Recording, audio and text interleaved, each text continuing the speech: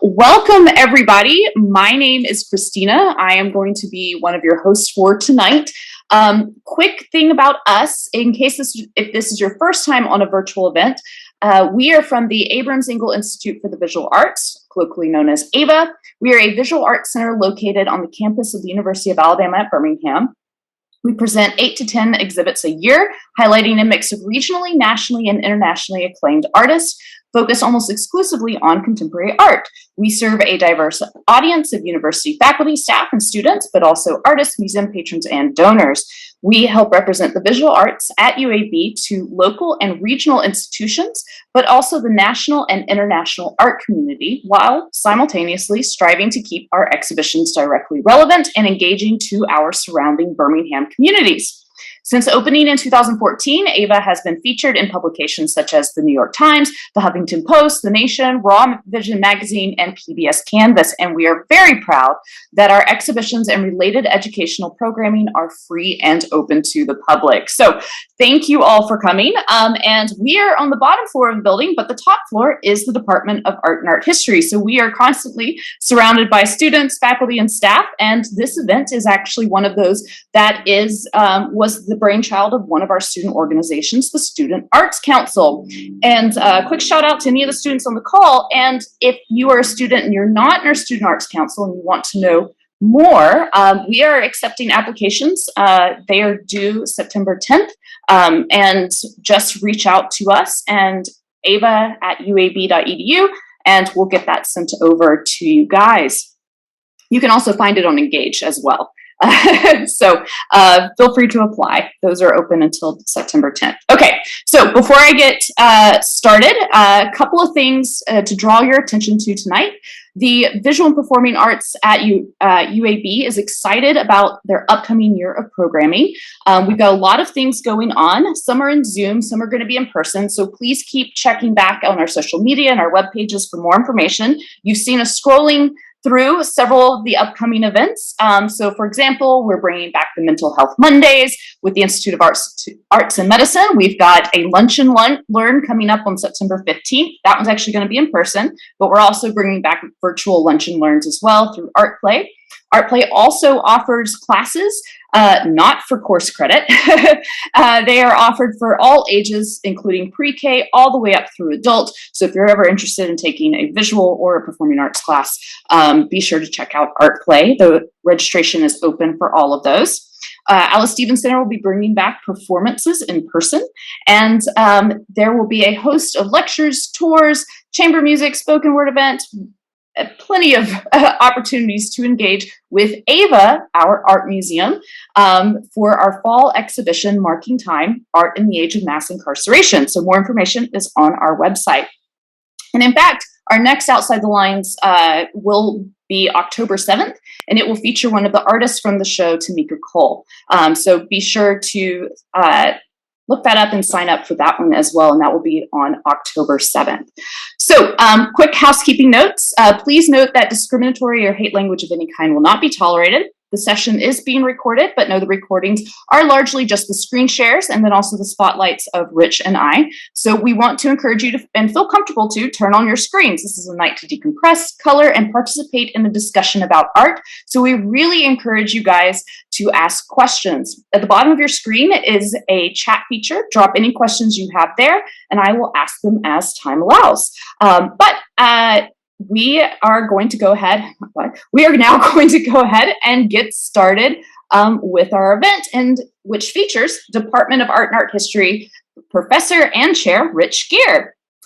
Welcome, Rich. I'm going to go ahead and read your bio. So tell everybody a little bit more about you. Rich Gere is Professor and Chair of Department of Art and Art History at the University of Alabama at Birmingham. He previously served as Professor and Chair of the Department of Art and Design at Texas A&M University Corpus Christi, where he was also co-director of the Center for Arts in Nursing. As part of a $3 million Health Resources and Service Administration grant, his research is focused on collaborating to integrate the visual arts as pedagogy into nursing and medical curricula. He also formerly held the positions of Director of Fine Arts at the Savannah College of Art and Design and as principal partner for the design house Otter Art and Design LLC. He has worked with clients around the country, including HGTV, Food Network, DIY, the Rose Bowl, Sea Ray Boats, Mercedes-Benz Stadium, and many others. In addition, he has developed and owned several design patents. He recently served as an organizing liaison to the Southern Graphics Council International Conference in Dallas, Texas, the stateside steering committee for the 2020 conference in Puerto Rico, and served as the membership committee board for the Art Museum of South Texas. As an artist, educator, and arts administrator, Rich has been instrumental in program development in Corpus Christi, Texas, Atlanta, Georgia, Knoxville, Tennessee, Savannah, Georgia, and the École des Arts du Lacoste in Provence, France. Rich works in print media, alternative photo processes, works of paper, sculpture, installation, and time-based media, and is a 2021 recipient of an Atelier Stéphane Guilbaud residency in Paris and Bergerac, France. I apologize. No, you got it. You got it. That's great. Okay. Recent exhibits include the El Paso Museum, El Paso, Texas, the Museo de Arte de Ciudad Juarez, Mexico, the Louis Carnegie Gallery Print, Austin, Texas, Scope Basel, Switzerland, Art Helix Gallery, Brooklyn, New York, and the Toolbox Gallery, Berlin, in Germany. Rich maintains an active studio practice in Birmingham and is represented by Marcia Wood Gallery of Atlanta, Georgia. So welcome, Rich. That is there. I learned a lot going through your bio today that I didn't know from before. So I'm really excited for us to get talking. So welcome. To be here. I love you guys. And I'm so pleased that students were the impetus of this whole project, because I've sat in on and watched several that I've really enjoyed, and it was nice to meet colleagues that I've been working with for a couple of years here, and then learn a lot more about them, like you just said. So thank you. It's been really fun, and we're really glad to have you with us, and then also for this series to continue. We weren't sure we would be able to keep doing it. But the pandemic is still with us, and we're happy that everybody is able to still and wants to still join us via Zoom. So Rich, let's go ahead and get started. First, I want to make sure everyone can see the PowerPoint, correct? Excellent. Fantastic. Thank you. So Rich, why don't we start off with you telling us what led you to become an artist? Well, based on the first slide, we might say divine intervention, but that's not the case. This is actually a picture of the center of the hometown that I grew up with in Leverett, Massachusetts. And across the street from this, there's a post office. That is the whole town. I was very fortunate and privileged growing up. I describe it sometimes as growing up in a Norman Rockwell painting, because it was the 60s and we were in this kind of like isolated rural community near a college town. My dad was a professor and my mom taught at a college too. And so literally this is all there is in the middle of this town. And it's still to this day, it looks exactly the same. So next slide. However, about 100 feet down from the post office is what used to be Leverett's only industry. And at the turn of the millennium, not the last one, but the one before that, they made beautiful wooden crates for specialty items like, scientific instruments and things that had to be shipped.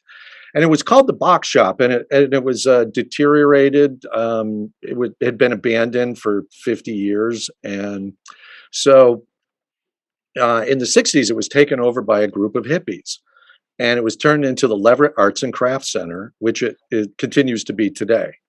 So this was exactly halfway between the farm that I grew up on and the elementary school. So from third grade, whenever the weather allowed, through sixth grade, we rode our bikes to school and back. And every day on the way back, we stopped at the Leverett Arts and Crafts Center. And everybody in the community was involved. Like our Paul Woodard, our bus driver, was a tinsmith, and my first grade teacher, Annette Gibovic, was a potter, and my fifth grade teacher, Robert Abbey, was a abstract painter. Of course, he wasn't very good, but that's also where I started my art criticism career as well. So, so I actually grew up because we didn't like see the surrounding communities until we went to a regional junior high school. So I grew up thinking that everybody was a maker because everybody in my community was. Everybody that we saw at church and in the community and everything, they did stuff, and it was around. And so we were kind of surrounded by that creativity. And I did it by, I took classes there, and I just kept doing it. When I went to college, I went and got a degree in the social sciences because I kind of felt like it was expected of me. And as soon as I was done, I turned around and enrolled in art school. And so that's kind of the genesis of it. That's an amazing influence. So does the small town in particular play a role in your work, or the nature around it? What influences particularly your early work? So because I grew up on a farm, we were never allowed in the house. We had a barn, and we had a shop and an outbuilding and a carriage shed and all.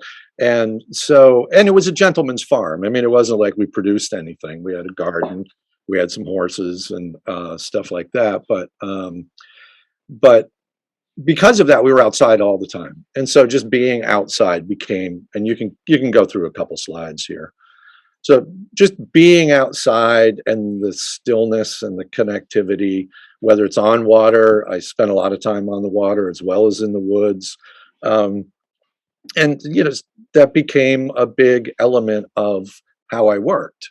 And so if you take a look at this piece, it's kind of a connection of grabbing a hold of certain themes and using that natural or ecological aspect of creating the work. This piece I put in, I don't know why, it's an older piece, but when I was going off to graduate school and stuff, and my mom and dad were like, we want you to have something special. So they gave me this set of encyclopedias, and this set of encyclopedias is called I forget. It's but it's about raising a boy. It's a very misogynistic set of like women are not even mentioned in this, but it's this set of encyclopedias from the University Press in 1933, and my dad gave it to me like it was this like precious thing, and I just went, this is. And they have beautiful illustrations, so I couldn't destroy them. But I was like, Dad, this should not. This is a very outdated thing. And so I kind of encapsulated it with the relationships that I had with my dad, and all these bindings and tying and everything. And that kind of comes from being on the farm too, because that's how we fix stuff. Like if something broke, we usually like tied it together with bale and twine or something like that. So that's a very common aesthetic that's been throughout my work, and you can keep going. And I make books. These are all leather-bound books because I'm a printmaker. I do have, this kind of love of the sequential nature of what prints are. A lot of old books have original prints and illustrations in them. And so I kind of consider that piece just before that kind of a book as well, but you just can't open them anymore. And so how do you want to do this? You want to go through slides, or you want to stop and chat in between? I mean, I would love to, I know we're about to kind of get more to your print work. So how did you gravitate? So these are the first ones kind of fall in that realm of book arts and maybe sculptural. How did you gravitate from that to more of printmaking? And I'll just start kind of flicking through if Oh, that's okay. I learned about printmaking very early on because there was a printmaker at the Leverett Arts and Crafts Center, so I knew what it was. I put these in here, I guess, because I developed these things that are kind of a flavor. So if you go back to that one just before, so this is kind of like a sextant, that you would measure the horizon of the sun, be able to plot your location. And so navigation and sense of place is a really important theme throughout my work. And then if you go to the next one, so I build these things and I just literally just kind of have fun with them. And I like them for a couple of reasons. If I walked into the woods with a ball of string and a pocket knife, I could produce my work. Because printmaking is so intense with the chemistry and the processes, the supplies, the equipment. But this is kind of set up where you get those two little things to match up right there. You get it perfectly balanced, and there you are.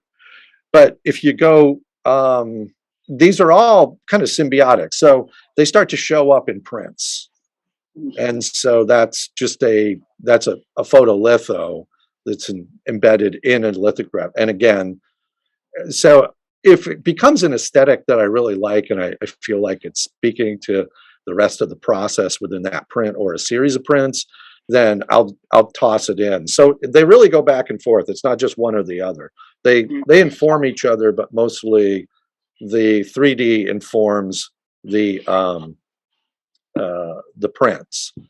And so, yeah, I studied printmaking. I was really lucky because we had great printmakers at the University of Massachusetts, where I was an undergraduate. And then I went to the University of Tennessee, which is ranked #2 in printmaking in the country.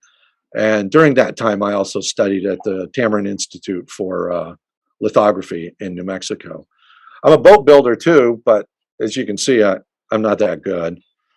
But again, this is just the idea of having fun with that outdoor, just walking through the woods and finding things, seeing things in elements that you find, and then creating them to be what you want them to be, and then transferring that into the work of printmaking. So why don't you tell us about, I know this one and at least the next one, or maybe not the next one, the one we just saw, you changed into coloring sheets. So guys, I usually ask everybody to show what you were working on beforehand. So I apologize, I missed that part. But why don't you tell us about this one in particular? Yeah, this is, I picked this out hoping that you would ask that. Thank you. So I worked for a long time. You'll see these hands kind of disembodied, floating around in prints. And those are these sort of elements of control as we go along this path. We think we have control. We don't. It's like things just happen. And, we can prepare for the worst and hope for the best. That's kind of a life philosophy. And so this is actually, so this ball of string was, these things kind of come to me in very meaningful ways. And then I kind of unravel them to whether they'll work in my investigation and my artwork or not. And this came from my grandmother's house, and she was very poor. She was my mom's mom, and she lived in northern Appalachia in the southern tier of New York. And you think New York, but the southern tier of New York is, it's northern Appalachia. And back during the war, the World War II, that era of when my parents were growing up and everybody was sort of going off, in all kinds of different directions, whether it was the African theater or the European theater or Pacific theater. And as a package came, it would be wrapped in string. And then she would carefully take it off and tie it on, and you can see that there's a knot right next to one of the hands. And this thing is full of knots. And she created this string ball from all these packages that people had. So this is this interconnectivity of people from all around the world, and it's really a timeline of life. and that's why it's called for this long. So it's kind of like you pull the string out, and then when you get to the end, time to go. So yeah, and I really find it. There's a lot of these things that I find to be how people maintain relationships over these distances before the internet. You know, you could say that my grandmother invented the internet using this simple string analogy. Well, no, that's not true. Never mind. And you know, boat building it's just a love of mine. Boats in general, and because they're such lovely plans. You know, they like the schematic development of a really good skiff is just a beautiful drawing, and so they're emblematic of making plans and hoping that, you know, you'll build it, it'll be seaworthy, and you'll travel a long adventure in it. Well, some of the greatest, or not greatest, but like kind of biggest changes in people's life up until this kind of modern era was them getting on a boat and going elsewhere, Yep. or being forced onto a boat. So like that massive amount of change, I think, and then the string of life, that's really beautiful.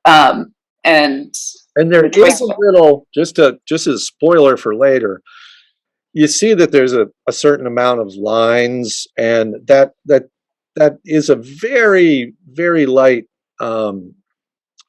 nod to maps and cartography. And so you'll see it become a bigger thing in my work at a later date and time. Christina, we have a few questions if you've Okay. got time. So one of them is, what's your favorite type of printmaking, intaglio, relief, etc.?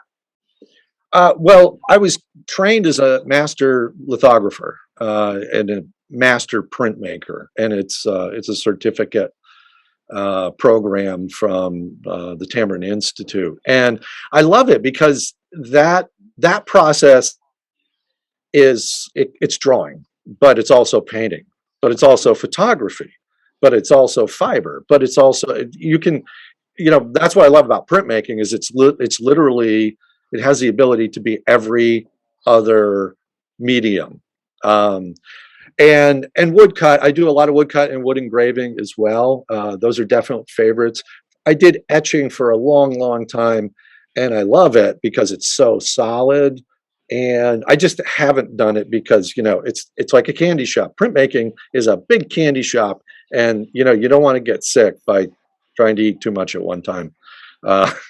Because there's so many processes, and you know, screen print is huge, and I actually do, and historically throughout my career have done very little of it because there's other photo processes that I just got comfortable using. Then I have another question that was sent to me directly, which is, what's the name of the piece? And I believe they were referring to the piece with the two hands and the boat drawing and string. This one. Yeah, that one. Oh, for this long. Is that right? Rachel. Yes. This is an older piece, so I might be a little on the titles. That is the title you sent me. And Rachel, was that I cannot see the chat at all today. Yeah, that's all the questions for right now. Okay. Great. So, you know, I had started kind of going through some of these. So I didn't know if you wanted me to pause on any of these, but so go ahead. Just to give a kind of a benchmark, you know, this goes into a whole new series, which is called Prime Meridian. It's kind of about our time and how we manage and focus or learn to, you know, not be caught up in it. But traditionally, printmaking is a matrix that wouldn't get any bigger than, say, like 22 by 30, maybe 30 by 40. These prints are 78 inches across. So these are really big sheets of paper. And then, so we're going into the sculptural, but oh, actually, no, I got it backwards in my head. So I know one of the questions I had asked you was alternative process. So for those of us on the call that are not as into the kind of different forms of art, can you go into alternative process and what that means a little bit more? Yeah, it covers a matter of all sins, I think. I mean, people use it for different processes. I mean, when I think of alternative processes, I'm really thinking about photography and using different processes other than just like lens-based shooting. But like, for example, go back one. So this was from an installation, and there were like a multitude of pieces in this, and there was a soundtrack, and this was meant to be walked through. And so this outlet that seems to have wings is tethered to a an outlet in the room, and there's several other very similar sculptures. And it's just a talk about our dependence on energy and how we're trying to manage it now. How we have to curb it now, and the fact that we can't really break free. We are literally tethered. And it was actually called June bug on a string, because if you're not familiar with that colloquialism, people used to be like, to make a toy, they catch a June bug, these big buzzing, cicada-like things, and tie a string around it, and then let them fly around while they held them on a string. And that was a toy for a child. And it wasn't good for the bug, and wasn't really good for holistically for our well-being and soul, if you will. And that's kind of our relationship with energy, if you think about it. So if you go to the next one, and again, like I turned that into this use for the print medium. This is a wonderful piece. I love this piece. So in 1999, if folks out there remember, we had the Y2K. All the computers were going to crash because they couldn't handle, the four letter numbers 2000. And we really got ready. But it was a really fun time to be an artist, because everybody was having end of the millennium shows, 1999 shows, end of the world shows. And so I was invited to be in this show that was literally, I forget what it was called, but it was something about like the world coming to an end. And I was like, or at least if the lights go out, what are we going to need? And I said, well, we're going to need a flashlight. And I went back to that kind of barn aesthetic of putting things together that I have. Like, I don't really like things to be clean and joined and everything. I like them. Yeah, I really love to find these things in old barns too. But this I made, and just like in a day, I was just kind of thinking. I went out into my studio and I had all this stuff laying around, and I just made this funny flashlight, because I was like, well, if all the lights go out, this is an obvious thing that we're going to need. And this led to making probably 100 plus flashlights in the same kind of style. And so I went into about a year period where I was not really making too many prints at all, because I was really enjoying this, and then creating, when we talk about the alternative process, that installation, that experience when you walk in, there's sound, and these were kind of takeaways from the show, if you will. Like, I was talking to a gallerist that I was working with, and they said, well, that's great, but do you have anything that I could sell? Because I'm like, yeah, sure. Like, let's make these flashlights. And, I started collecting flashlights, and, you think about like, we don't do it anymore, because flashlights are now these, like, it's like everything. It's becomes, we got a flashlight on this thing. And, people are like, oh, I have a flashlight. And I'm like, nah, it's not a flashlight. But it used to be that, you'd screw them and unscrew them, and then you bang them a few times, and then, they'd flicker, and then the light would go out, and then you were in trouble. And they carried this sense of comfort and kind of doom at the same time, because it would always be like, oh, like the flashlight's out of batteries, or you could use it for entertainment and do the flashlight under the, ghost Shadow stories. puppets. all Yeah, and that. they just became these really kind of fun and interesting things. And I'll say this, and you know, I had this show the first time that I exhibited these, and I was in a very a conservative area, and so people were coming to the show, and these women who supported the gallery would get out and come in, and they'd walk around, and then they'd run back out to the car, and they would literally tell their husbands, they would be like, "Okay, finally, you're going to like this show." And I thought that was a compliment, but it was also kind of a sad commentary at the same time.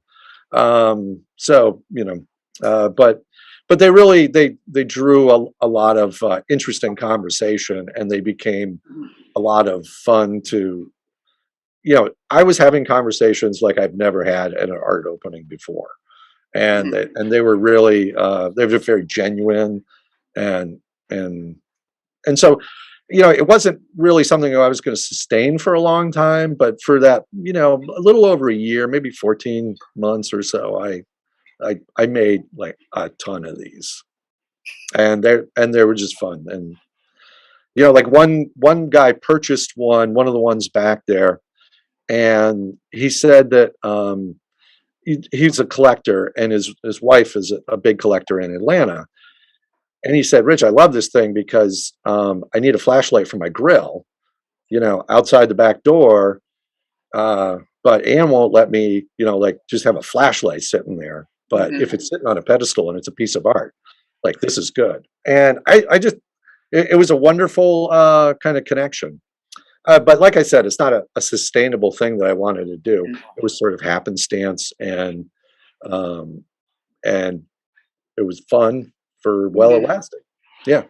So are you more, so you tend to draw on a lot of environment and nature, but also your past experiences and everything. What do you find you are most influenced by?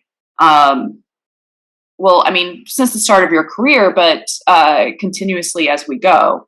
Did you feel like you were influenced more by current events, or like the Y2K bug, or the environment, or is it kind of a Well, generally, it's my surroundings. I mean, I'm not overtly political. There are people who do that and do it really well.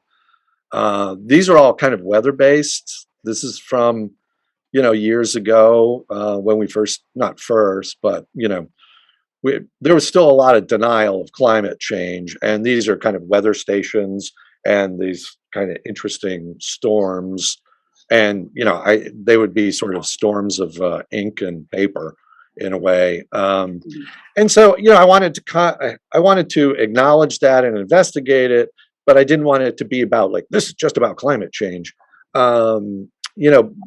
They address it a little bit depending on what's going on. And this is kind of the belief system, on the left panel. That's a schematic of, in art history, you have to look at this. It's a cathedral. I'm trying to think, the floor plan looking down, and, you got to learn to label all the parts and everything. And so to me, that's a system of belief, and whatever people's are is great. And then the fire tower, which is this kind of defunct thing that's ghostly. There aren't really any working fire towers anymore. We used to watch out for. There's a few, but so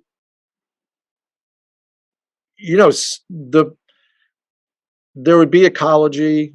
I mean, there's always environment, a sense of place, like where I am. Like I've moved around a lot in my career, and I've been in radically different types of environments, where I was living, and it takes a little while for it to soak in, but that is usually the main informant of my work. And then other things kind of, will rise and go. And as we get on here, you'll see that things get a little more political just because of the way. So, Christina, we have another, oh, sorry, go ahead, Yeah. Rich. No, go ahead. Go ahead. Question. Oh, we just had another question that was sent to me. Rich, what is your advice for young artists? Be curious and be ferocious. I look back, and one of our colleagues was kind of hit on this at our orientation the other day, last Friday, and it's like when we look back at our 18-year-old selves going, into art school and things, and we kind of fooled around with this and we fooled around with that, and we kind of took things seriously, and we sort of, I didn't take as many chances to get outside my comfort zone, and I didn't focus in, for a long time within my art career. Yeah, I would say be curious and be ferocious. Well, and that leads me to another question that I had told you I wanted to ask was, we've had a lot of people who are working artists on, we've had artists that are also professors, but you've also taken a track of going into arts administration as well, being a chair, and being a chair in several different places. Can you tell us about your journey to get into academia and then also into arts administration? And then I know I'll tell me to pause, and I'll just kind of keep flipping through some of these. And then if you want to talk about the specific piece of art as well. Well, you stay here for a minute. Okay. So let's see, the journey of academia first. Yeah, I've ever since I was 5 years old, I've gone to school every, September. And, my dad was a professor. He was a professor of political science, and my mom taught business administration at Greenfield College. And so, they created an arts administrator in academia. I wasn't really thinking about it that much until, and my dad was my best friend. I adored each other. He was my harshest critic and my best friend. And he kind of badgered me a little bit after I got my BFA, and I had been working for a little while.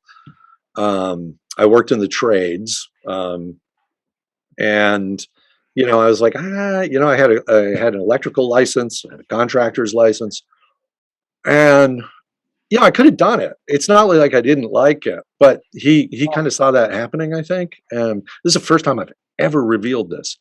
And we had lunch at the faculty club at the University of Massachusetts, because he was still teaching at the time. And we saw all of his friends that I knew and his colleagues, and I grew up with them all around. And he got really stoic, and he said, "I want to go to grad school." And I was like, "Okay," because it was coming from somebody that I cared about that much, and he cared. So that little bit of a push, it was, I was thinking about it, but I wasn't really following through on it. And then after that, it was like my hair was on fire. I was just going to do it. Because when you do go to graduate school, you have a 3% chance of winding up where I am. And I was like, well, and it didn't happen right away. I had some seriously mattered jobs in between finishing graduate school and my first full-time teaching position. So, you just can't give up, because, what's the old saying? Quitters never win and winners never quit, that kind of thing, But it was just like, just don't quit. And a chair that I worked for a long time ago, he said, as long as you keep trying, you'll make it. Just don't give up. But it did. I was an adjunct for 8.5 years. And I was applying all those times, and it was like, no, no, no, no. And then finally I got in, and there was like a real immediate response. And so within a year, I was kind of the reluctant chair of that department. And and I have been ever since. This is my 20th year of being a chair or a director or something. So I don't know. Administration just seemed, I've coached. I always seem to get pushed out in front somehow, growing up. And so it was sort of a natural thing. And maybe it's the political science part of growing up with my dad. And so it's fun and it's challenging, and I like to build. But the thing is, it is such a good job. It's the best job in the world. I mean, it's lifelong learning. My career has taken me all around the world. I've met the best and worked with the best people, and still continue to. And it's wonderful. It's just, and I mean, some people are like, well, yeah, you were, and actually a good friend of mine who is a retired professor, she said, well, the one good thing about school is that the semester always comes to an end. And I was like, that's a really good. And then you get to try again the next semester too. Yeah, you get to evaluate what worked and didn't and improve. So you get to continuously improve, and students come through your life, and now I've got students they're 40 years old, and and I'm thinking of their shy, introverted, 18-year-old selves. And, now because of social media, we're able to stay in contact, and they're doing these great things. They've got these fabulous jobs and families. And I'm like, oh, I thought you were still 20, because I still feel like I'm 35. I've always viewed academia kind of like an exhibit. It's really great to be able to be on that development end and then see the finished product at the end, which is sometimes just the graduation. They made it through, they got that job, and that's rewarding too. But then you have those students that stay in touch, and you get to kind of see them grow in development too. So I feel like that's also, but I love that you said it went back to that building aspect, and that ties into kind of how you have your sculptural pieces, and then the working on the farm and everything. So tell us about this particular piece. So these pieces are smoke on paper. This series was based around kind of an investigation of power, because I was just at this point where I seemed to be coming into contact with a lot of people who had power, but decided that they would abuse it instead of using it for good. And when people get power, they, or authority, or however you want to look at it, they kind of use it in all kinds of different ways. And also, I was living in Texas, not very far from miles of refineries, which is frightening. And so that last piece was so this is a tube, diode cathode tube from, like an old radio or TV, in the back. They used to have a whole series of these tubes. And the purpose of these is to manage and amplify power. And they were just kind of a nice metaphor to kind of play around with. And so I did these diptychs, and you can go to the Derek. And I did these diptychs because, there were a lot of environmental accidents happening. And I think this was, kind of playing off the BP oil rig that blew up in the Gulf, one of them. And, so one of these is kind of like inflamed with smoke and about to kind of let go.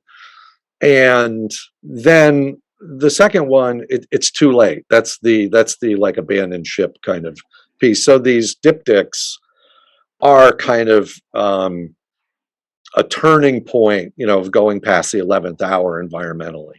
Also, I was using oil to burn. Also, everybody, make sure you pay attention to art history. This is actually in homage to The Standard by Ed Ruscha, the very famous screen print and painting.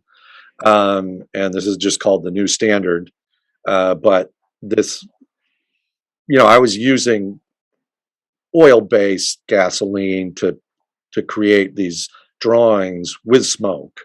And so this is all just smoke on paper there. And it's very ethereal. It's kind of a, it doesn't really exist until, it really starts to get into the paper. And then it takes a long time to control.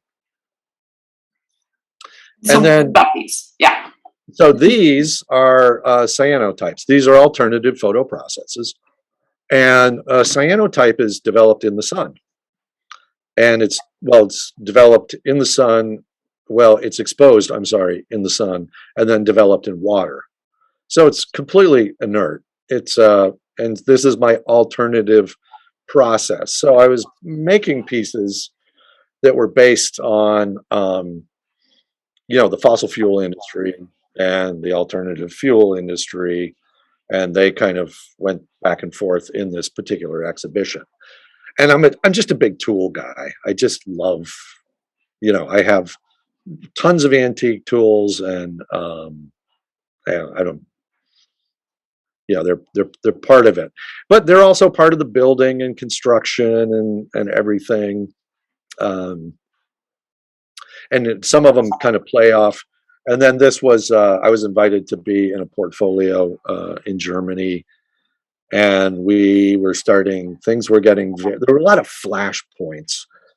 And so I didn't want to respond completely in terms of politics, but I'll always put a little something in there to remember that, we are the people.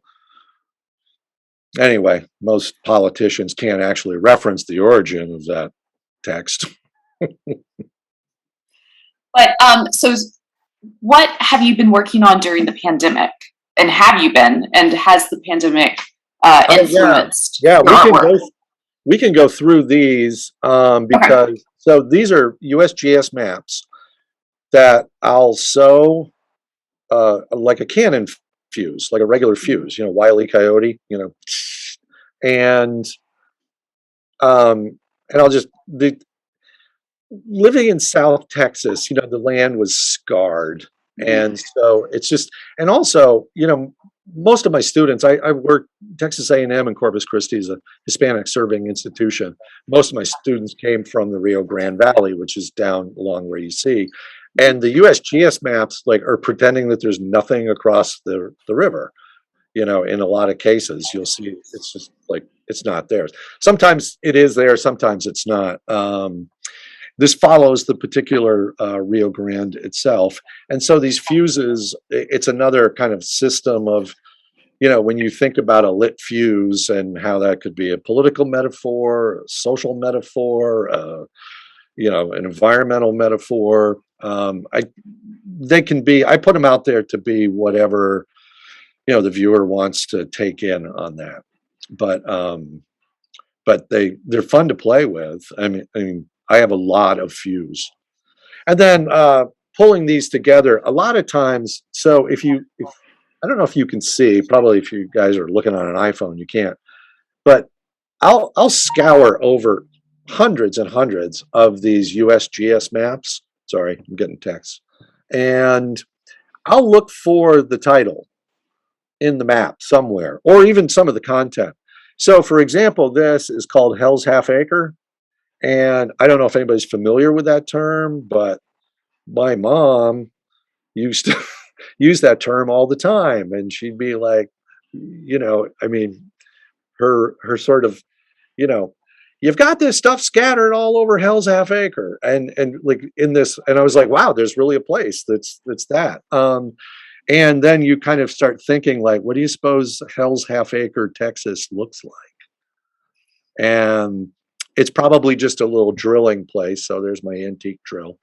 Then again, this is, so just to explain, so this is a map that's mounted onto Reeves BFK rag paper. And then there's a emulsion that's painted on to the top section. And then that is exposed and then developed in water. So.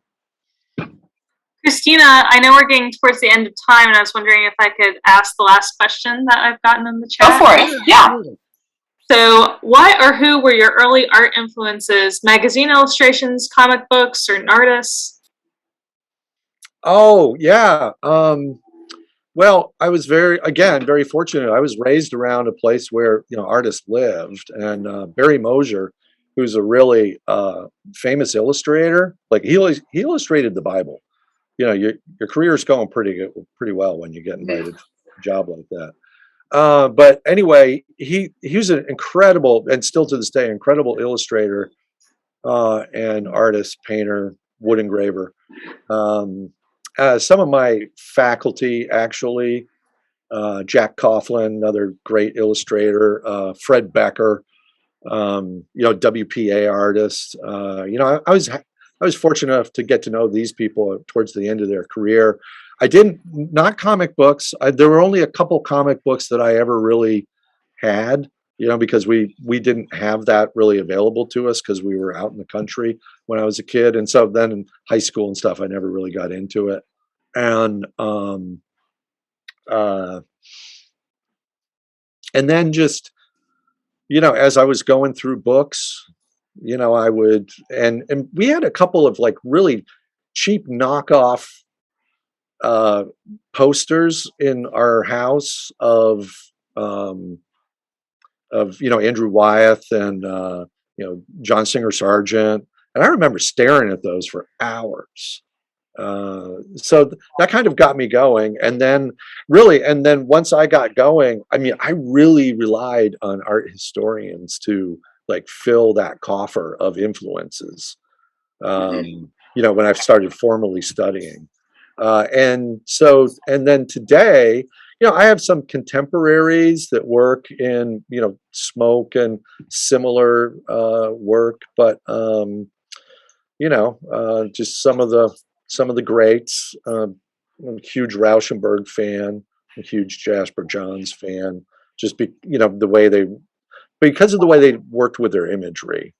And then some of the greats of the European age.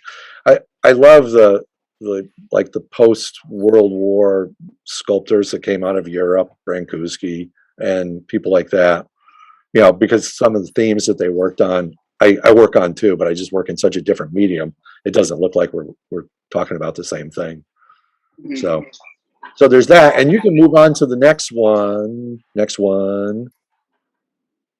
So this is a smoke on paper. This obviously references, you asked about the pandemic. This obviously references January 6th. I'm not interested in the politics of it because that's crazy. However, it does make me think about, I was trying to figure out like what the smoke element meant to me right now, like being in Birmingham and no longer in Texas.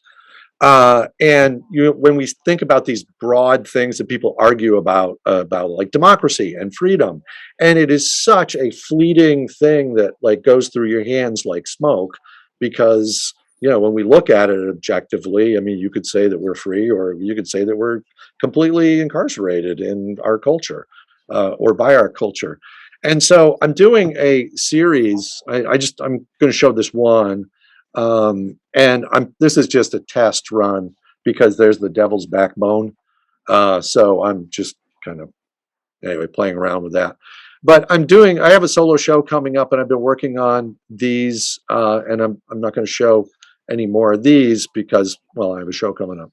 But it's called Monuments, and it's a testament to the way we look at monuments and what they mean, and like I said, the ethereal nature of, these arguments or debates which is what I would like them to be, about the fact of what they mean to different people, and the fact that people can't really see that. So then the meanings just get so incredibly convoluted, and what do we do with them? I mean, do they go someplace where they'll be seen ever again?